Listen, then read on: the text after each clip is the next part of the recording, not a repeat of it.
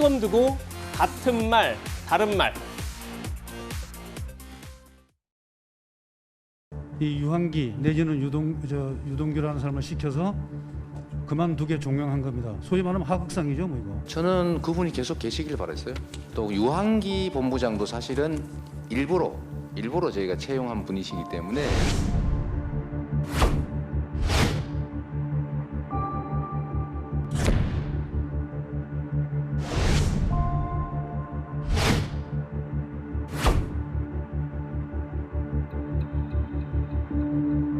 정말 애도를 표하고요. 이재명 후보 측에서 하실 얘기가 더 많지 않겠습니까? 왜 엉뚱한 데를 자꾸 건드려서 이런 참혹한 결과를 만들어내냐 하는 아쉬움이 있습니다. 그렇습니다. 네, 고맙습니다.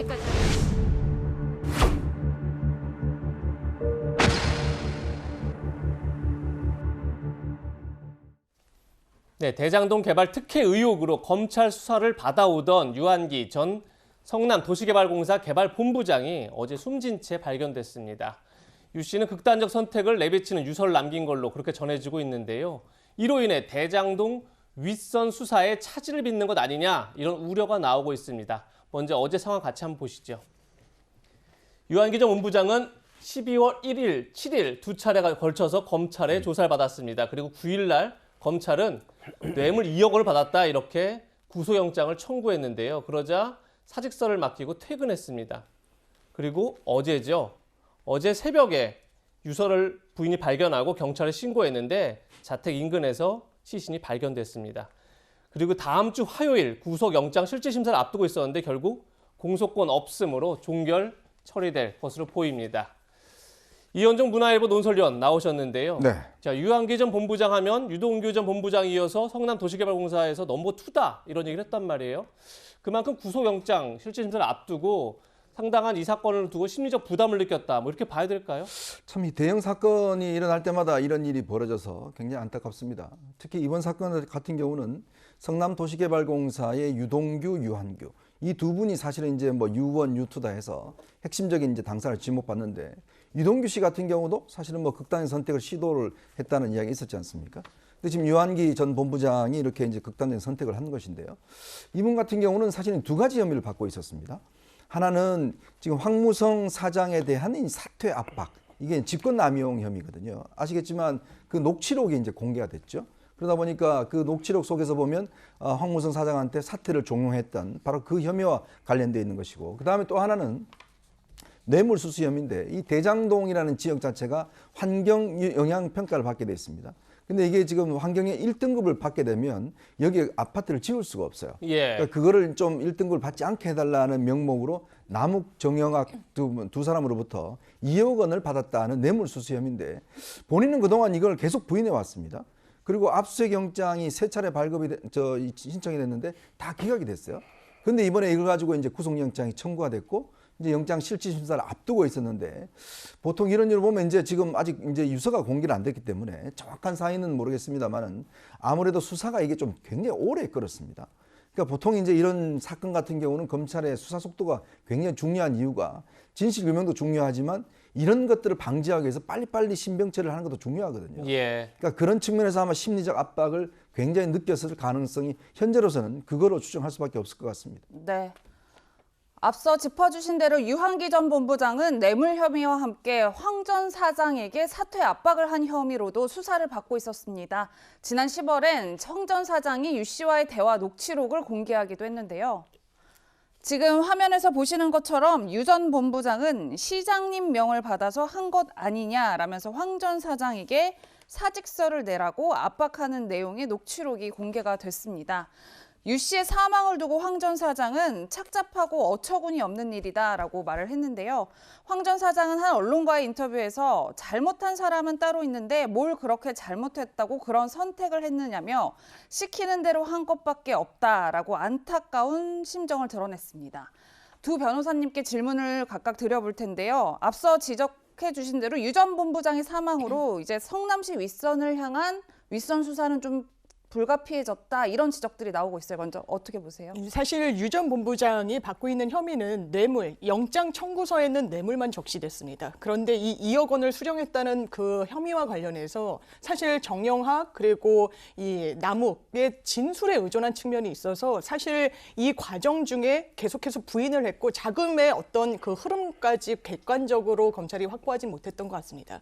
이 부분과 관련해서 사실 압수수색 영장이 수차례 기각이 됐다는 건 사실 압수수색이라는 것은 수사에 좀 불가피한 측면이 있어서 법원이 굉장히 높은 비율로 인용을 해주는 절차입니다. 그렇다면 검찰이 아주 알맹이가 있는 혐의점은 잡지 못한 채 뭔가 이 사인방의 진술에 의존해서 수사를 한 게 아닌가라는 생각이 들고 또 하나는 유한기 전 본부장 같은 경우에는 배임과 관련해서 연결고리 역할을 한 게 아닌가. 윗선으로 가기 위한 어떤 경유 역할을 하는 부분이 수사기관으로서 분명히 있다라고 봤을 것 같습니다. 네. 왜냐하면 그 당시에 본인이 본부장으로서 이 화천대유 성남의 뜰 컨소시엄이 이 채택되는데 상당 역할을 했다라고 알려져 있기도 하고 2차 컨소시엄 평가와 관련해서는 상당히 중책지위에서 봤습니다. 그래서 민간에게 흘러들어갈 개발이익 환수금을 이 성남시에 귀속하는 부분이 아예 빠지는데도 역할한 게 아닌가라고 했는데 그렇다면 장기간 수사를 해서 윤곽이 드러났다면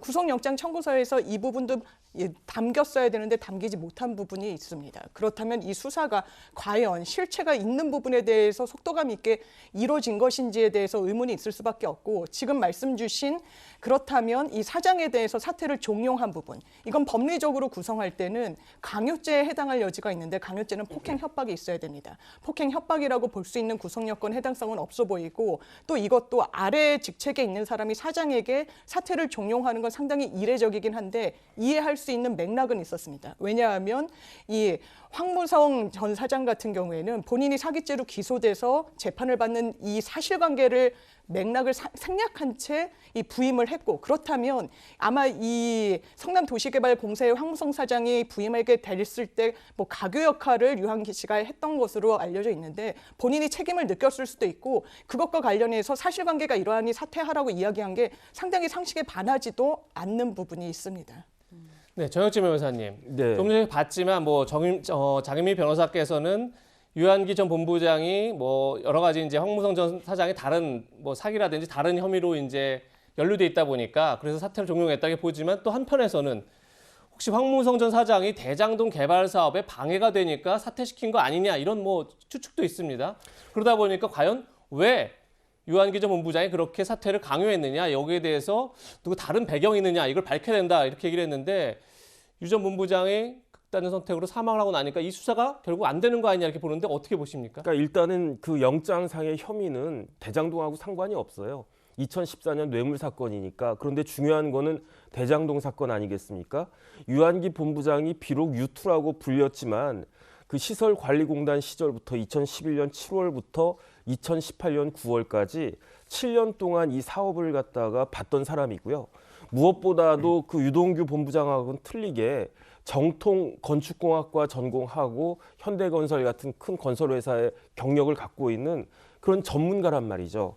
그런데 더군다나 이제 보직이 유동규 본부장 같은 경우 기획본부장이지만 유한기 본부장은 개발사업본부장이거든요. 그러니까 유동규 본부장은 자기가 잘 알지도 못하면서 월권을 갖다가 행사한 거고 유한기 본부장은 자기 그 맡은 보직을 자기 전공에 맞게 한 사람이기 때문에 누구보다도 대장동 사업 구조에 대해서 잘 아는 사람이 아닌가 저는 그런 생각을 합니다. 그런데 그런 사람이 지금 불기의 객이 되어 버렸으니 그러니 그 이 수사가 차질이 없다라고는 볼 수 없겠다 그런 생각이 드는 거죠. 네, 유동규 전 본부장이 월권을 했다는 부분은 정혁진 변호사님의 개인적 의견인 점을 밝혀드리겠습니다.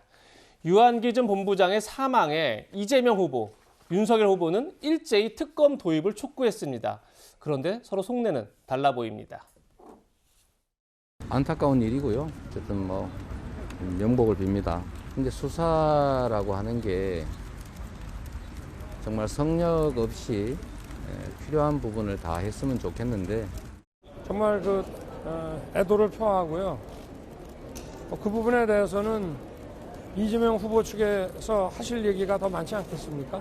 저는 이 사건의 처음부터 끝까지 특검이든 뭐 국정조사든 다 가려봤으면 좋겠다는 게 제 생각입니다. 자꾸 수사를 통해서 정말로 몸통은 그대로 놔두고 수천억의 돈이 어디로 갔는지 그걸 왜 제대로 조사를 안 하냐. 특검을 하자는 얘기를 벌써 부산저축은행 뭐 가지고 하더라도 하자는 얘기를 벌써 진작에 꺼내놨고 지금 민주당에서는 이 법안 자체를 올리지를 않고 있어요. 그러니까 정치쇼 할 것이 아니라 지금 당장이라도 합의를 하자 이 말입니다. 이현정 의원님. 네. 양쪽 다 특검 빨리 하자. 근데 도대체 왜 안 되고 있는 겁니까? 네, 같은 특검을 이야기하고 있지만 다른 뜻으로 이야기하고 있다. 저는 그렇게 봅니다. 특검 같은 경우는 지금 이제 이 대장동 특검, 대장동 문제가 불거지면서 특검 요구가 있었을 때 이재명 후보 측에서는 처음에 그렇게 이야기했습니다. 이건 정치 공세다. 필요 없다라고 이야기를 했어요. 이제 그러다가 워낙 이제 이 문제가 불거지니까 특검 도입하자. 단 2011년도 부산저축은행 사건이 있었습니다. 이 부산저축은행 같은 경우는 윤석열 후보가 당시에 대검 중수부 과장을 할 때 있었어요. 근데 그때 당시에도 여기에 주역들이 이 부산저축은행 관련돼서 여러 가지 대출의 혐의가 있었는데 문제는 당시에 이제 아시겠지만 이 사건이 좀 덮여버렸습니다. 자, 그렇다 보니 지금 이재명 후보 측에서는 거기가 출발점이다. 거기서부터 다 해야 된다라는 이제 입장이고 지금 윤석열 후보 측에서는 무슨 소리냐. 지금 대장동 이 문제가 이렇게 불거졌는데 남욱 지금 또 김만배 이런 사람들이 수천억의 이익을 가져갔는데 이걸 해야지 왜 갑자기 2011년 걸 하느냐. 좋다. 그렇다 하더라도 2011년 것도 같이 할 수 있다라는 입장이거든요. 이제 그렇다 보니 이제 과연 그럼 누구 책임이냐 이게 지금. 근데 정작 속내는 많이 다른 것 같습니다. 예. 이재명 후보 측 입장에서 보면 결국 2011년도 부산저축은행을 끌고 당기는 하지만 결국 수사의 중심은 이 대장동 문제가 될 거거든요. 네. 그러면 아시겠지만 이 특검을 하게 되면 일단 한 20일 정도의 준비 기간, 60일 플러스 30일 정도의 수사 기간이 필요합니다. 그러면 내년 대선 3구 대선까지 이 결론 나오기가 굉장히 어렵거든요. 네. 예. 그러면 이 선거운동 전체가 보면 대장동으로 사실 갈 수가 있습니다. 이제 그거에 대한 정책 부담감이 워낙 큰 거죠. 이제 그렇다 보니 거부할 수는 없고 그렇다 하더라도 또 실체를 하게 될 경우에 선거운동은 아무 의미가 없어져 버리고 이제 이런 문제. 또 윤석열 후보 측에서는 한편으로 보면 이런 대장동 아무리 부산저축은행 하지만 이미 2011년 일이거든요. 예. 근데 당장 이 대장동 문제에 대한 불거지면 본인들로서는 굉장히 좋은 측면이 있을 겁니다. 그래서 지금 이제 특검 요구를 하는데 그러니까 실제로 국민들에게는 어쩔 수 없이 특검 하자라고 하지만 실제 법안을 만드는 단계에서 보면 다들 속내가 있는 거죠. 이거 뭐 선거운동을 전부 다 그냥 대장동으로 덮어버릴 수 있는 그런 가능성 때문에 저는 하지 않고 있는 게 아닌가 싶습니다. 네. 뿐만 아니라 여야 모두 검찰 수사가 주변만 문제 삼고 있다고도 비판을 했습니다. 이재명 후보는 진짜 큰 혐의점들은 놔두고 주변만 문제 삼다가 이런 사고가 난 것이다 이렇게 비판을 했고 이준석 국민의힘 대표도 SNS를 통해 설계자 1번 플레이어를 두고 주변만 탈탈 터니 이런 것이다 라고 비판의 목소리를 냈는데 두 변호사님께 질문을 드릴 텐데 우선 정 변호사님 일단 특검 도입도 그렇지만 일단 검찰 수사를 두고도 양쪽이 똑같은 이야기를 한 것 같은데 그런데 두 진영이 말하는 몸통은 전혀 다른 뜻을 의미하는 것 같아요. 그러니까 대장동 사건을 한마디로 정리를 하면요. 도시개발법상의 강제 수용권을 발동해서 원주민들의 토지를 저렴하게 빨리 취득을 했단 말이에요. 그렇다라고 한다면 누구나 막대한 이익이 발생할 것이다라고 예상이 될 수 있었는데 그럼에도 불구하고 그 막대한 이익에 대한 환수 조항을 실무진들의 반대에도 불구하고 왜 이걸 배제시켰느냐. 이런 구조를 누가 짰느냐. 더 중요한 거는 이러한 구조에 대해서 시장이 왜 승인을 했느냐. 도시개발공사 정관에 보면요. 분양가격 등과 같은 주요한 사항에 대해서는 시장에게 반드시 보고하도록 그렇게 규정이 되어 있거든요. 그렇다라고 하면 성남시장은 이러한 구조를 알고도 승인을 한 것이냐 아니면 모르고 승인을 한 것이냐 이것을 밝히는 것이 기본 중의 기본인데 왜 검찰은 지금까지도 이런 기본적인 사항조차도 조사조차 하지 않고 있느냐. 거기에 대해서 밝히는 것이 특검의 가장 기본적인 임무가 아닐까 생각이 장 변호사님, 지금 정혁진 변호사께서는 지금 이준석 대표가 얘기하는 설계자 1번 플레이어 결국 이재명 전 성남시장 아니냐. 그 수사가 이루어져야 된다 이런 얘기 같은데 장 변호사님 볼 때는 그럼 이재명 후보가 얘기하는 이 주변만 문제 삼고 오히려 몸통을 수사하지 않고 네. 있다는 건 어떤 의미인 거죠? 사실 이재명 후보 입장에서는 대장동 의혹이 길어질수록 좋을 게 없는데 이게 정말 대선 전까지 끝날까? 그리고 이재명 후보의 어떤 각종 여러 가지 뭐 의혹에 대해서는 이게 가라앉지 않을 개연성이 상당히 좀 높아 보입니다. 그렇다면 특검을 통해서라도 우리가 이 부분을 시시비비를 가리자라고 제안할 수밖에 없는 부분이 있는 것이고, 사실 이 부분과 관련해서 현실성이 떨어지는 건 대선의 어떤 시계와 관련해서 맞물릴 때 그렇다는 건데, 그런 정치적인 맥락을 제거하고라도 아마 특검 요구를 이재명 후보로서는 좀 답답한 심정에서 계속 제기할 수밖에 없을 것 같습니다. 또 하나, 그리고 지금 앵커께서 말씀 주신 것처럼 그러면 이재명 후보가 말하는 이 사건의 정말 본질, 몸통, 핵심은 누구이냐? 네. 이 개발 사업과 관련해서 2011년도에 윤석열 후보가 당시 주인 검사로 이 부산저축은행 사건을 다 굉장히 큰 규모로 수사를 했죠. 그 당시에 A라는 참고인이 등장하는데 부산저축은행 회장의 친인척이었고, 이 대장동 사업과 관련해서 무려 1,000억 원이 넘는 대출을 일으킵니다. 그런데 참고인이 선임한 변호사, 보통은 저희가 형사 단계에서 피의자가 아니라 참고인은 변호사를 잘 선임하지 않습니다. 본인이 혐의를 받는 것이 아니기 때문에. 그런데 박영수 전 특검, 윤석열 후보와 굉장히 특수관계가 있다라고 알려진 분을 선임을 하죠. 그리고 그 사건에서는 어떤 입건조차 되지 않고 4년 뒤에 수원지검에서 기소가 돼서 무려 10억이 넘는 알선 비명목을 수수했다는 사실이 드러나서 형사처벌까지 받습니다. 예. 그렇다면 이 대장동 사업과 관련해서 윤석열 후보는 완전 책임이 없을 것인가, 그냥 남 얘기하듯이 할 수 있을 것인가라는 게 이재명 후보의 어떤 그 반박 근거인 것 같습니다. 네. 민주당과 국민의힘이 서로 남 탓을 하자 제3지대 공조에 돌입한 정의당과 국민의당이 공동 기자회견을 열었습니다. 무슨 내용을 얘기했는지 직접 들어보시죠. 더불어민주당과 국민의힘은 서로를 탓하며 특검 도입을 유야무야 시키고 있습니다. 서로에게 했던 감추는 자가 범인이다라는 말은 양당 모두에게 해당되는 것이라고 국민들은 판단하고 있을 것입니다. 쌍특검을 조속히 실시할 것을 촉구합니다. 쌍특검 제안에 대해서 양당에서는 어떤 반응도 연락도 온 일이 없다는 말씀이신가요? 네, 쌍특검과 관련해가지고는 양당에서 어떠한 제한 사항도 들어온 바가 없습니다.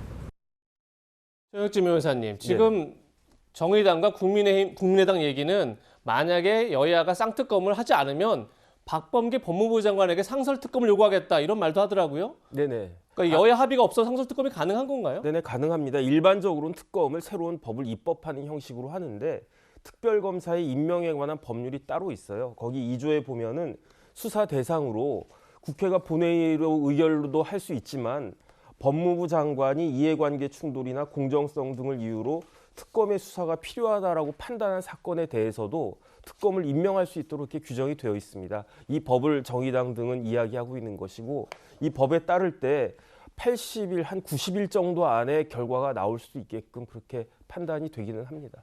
네. 과연 특검이 이루어질지 아니면 상설특검으로 갈지 한번 지켜보겠습니다. 최혁진 변호사와는 여기서 인사드리겠습니다. 고맙습니다.